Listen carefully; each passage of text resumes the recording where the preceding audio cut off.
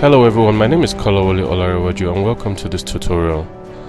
In a few minutes, I'm going to go over a few modeling tips that should help CG artists create assets faster. While modeling is a technical art, it's possible to quickly knock out seemingly complex models using very basic tools in your 3D application. This tutorial is targeted at those artists who shy away from creating detailed 3D models, but forget that attention to detail is key to producing professional work. That being said, let's get started. So we're here in 3D Studio Max and I'm going to be basically taking you through my methodology for modeling. Personally, I don't believe there's anything like a complex model. I strongly believe that anything complex can be simplified once it's broken down. I'm going to use an example today, something I got from the net, to kind of take you through what I'm talking about. Now, this is the tentacle for Dr. Octopus from Spider-Man, as you all know. From, at first glance, it looks so complex, so many, so much detail, and gets confusing and overwhelming. But the truth about it is, all this is just repetition. And if you go through most complex models, you realize that there are lots of parts that are repeated.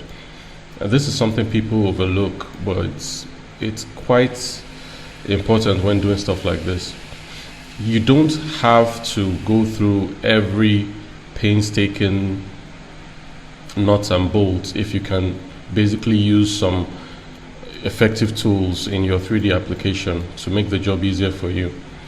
In this particular tentacle, what we can see is basically comprised of one part. If you look closely here, this part here, and I could look at it from a different angle and get an idea of the shape.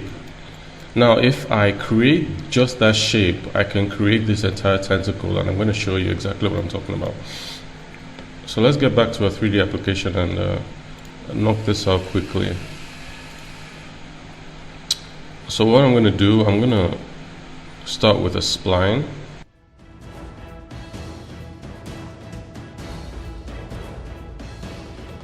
Now, we're going to extrude this shape. You go to my modifiers, extrude. I'm sure in every other 3D application that you could be able to find something like this. It's quite straightforward. So I'm going to extrude it a bit. Let's say this way. I'm not going to bother about the topology or anything right now because it's basically going to be a rigid object, and I'm trying to just give you basically simple methods to do this, so we don't have to go too detailed with this. So with this basic shape, I'm going to take a look at this again. All right. So there's going to be like an indentation in here, something like a cutout. So I'm going to boolean this out. So I'll take let's use a cylinder. I'll draw it out. I don't have to be too precise. Once everything comes together, all these little details don't matter. So I'm going to pull this out. Let me reduce the radius a bit, it's too big. I want to take a look at that. So this is the part I want to cut out. So let me take it in a bit more. Fine. I'll just increase the size. So once I cut it out, it's smooth. Yeah. Alright. So I'm going to pick this side. Let me convert it to an editable poly. And pick,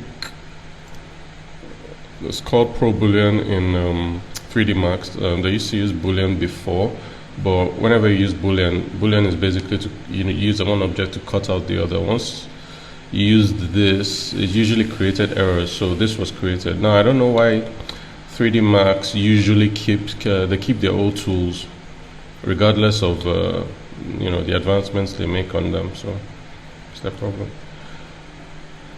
So I'm going to pick a Pro Boolean and pick this object, and immediately we see this. So it's cut this out already for me. Now the next thing we're going to do is looking at this. I see that they're kind of like pipes in between these. So I'm going to create something of that nature. Use the cylinder again. Place the cylinder somewhere here. Now I'm not being too precise because I just have a few minutes to show this to you. So usually if I was doing this on my own on a project, I'd really be precise using snapping and all that, as snapping like to surfaces and or whatnot. I'm going to reduce the height segments. It's not really necessary, in this scenario. The sides, too much. Let's just take it down to something reasonable. Something reasonable, because we're not really going to see all this, but it's too much. So I guess the less the polygons, the better. So keep this in there. Reduce the heights. It's alright like this. Okay. So once we have that, we're gonna also create a copy and put somewhere here. Okay. Create another copy. Oh, sorry. Let me just take it across like that. I'm just cloning basically. So part of the repetition I was talking about. All these repetitions are never noticed usually once you see the big picture, once everything is ready. So once we have this, then it will hard to create one down here as well. Let's just do that for the sake of it. Let's put one down here.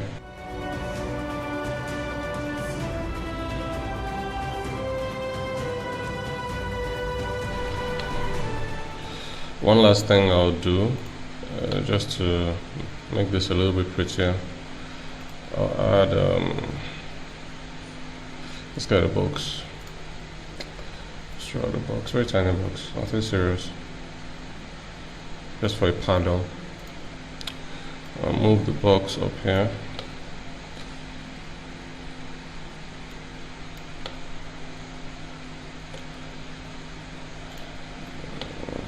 Funny enough, I should.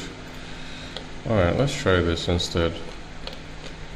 Since I think I've converted this to an editable poly already. Alright, I'll convert it to an editable poly. I'm going to select these faces here. Then I'm going to insert this. Just bring it in a little. Okay. So once I do that, then I'm going to extrude just a little bit. Low extrude. Okay, bring it down just a bit. Okay. Fine. Okay. Okay, let's just say we have this and we're satisfied with this. Usually what I would do is, if I was working on a proper production, I would clean this up, sort of retopologize all this. But since we're going simple, let's attach everything together. I'll just go here, attach, pick everything, attach. So we have, something of this nature.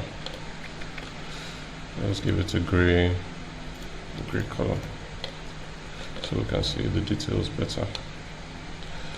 Alright, then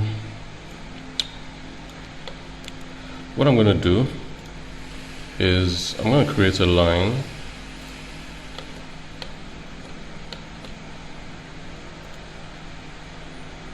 Okay. Now, this line I've created is basically for sort of cloning this particular object on this across it anyway. I'm gonna make sure the spline is long enough. Just pull it out. Let's just go crazy. Let's just pull it out here. Then let's pull it back. Not too crazy. Then I'm going to select that one. Tools, array. You go. Oh, sorry, not array. Just what's that? Align spacing tool. So pick path. I'll pick this path. Right now it's spaced in 3 points. So I'm just gonna go. Let's say 50. Let me see what happens when I do 50.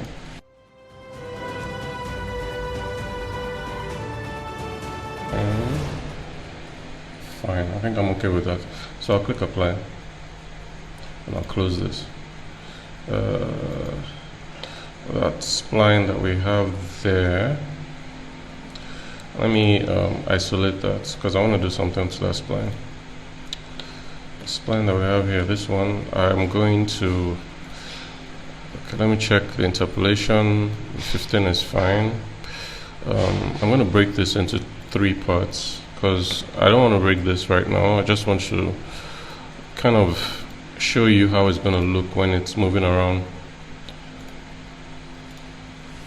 So I pick this part. If I do this, it's going to break because this part is not smooth. So I'm going to change this to Bezier corner.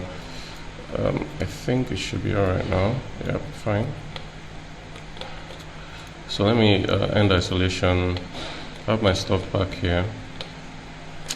Then let me call this line something else. I'll call it spine. Then I'm going to, let me hide the main one. That's our friend here. Hide it. Select this one. We're going to attach all these together so it's one object. So I'll select all that. Let me convert it to an editable poly so I'll see the rest. Okay, attach. Fine. Okay, it's a lot. So let's go here. Then go down to that one. We'll leave spline or spine because that's not the one we're attaching to this. Fine. So now I have this complex looking object and I would like to move it, in a very interesting manner. So I don't know, this, where's my spline? Let me see, select by shapes. Okay. So my spline now, I'm gonna attach this to the spline so it moves exactly the way the spline is moving. So I'm gonna use, where is it? Path deform. Path deform basically moves any object to a path or spline that you specify. So let's pick our spine. Pick it. And then it goes crazy for a second, but when we say move to path, it conforms to it. Now it's quite interesting because if I move the path, let me do that for you so you see what I'm talking about. Shapes. Let's go to vertex mode. I'm going to pick this part here, move it up. Okay, then I'll pick this part here, move it sideways. There's something interesting, something like that. You can use this for snakes, you can use this for pipes, whatever. It's quite handy. No, I don't want to break that. So what we have here is if we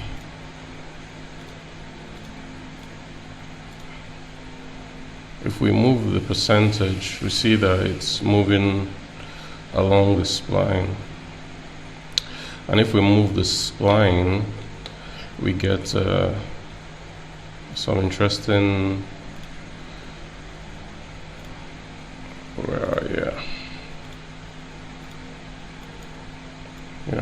some interesting action here.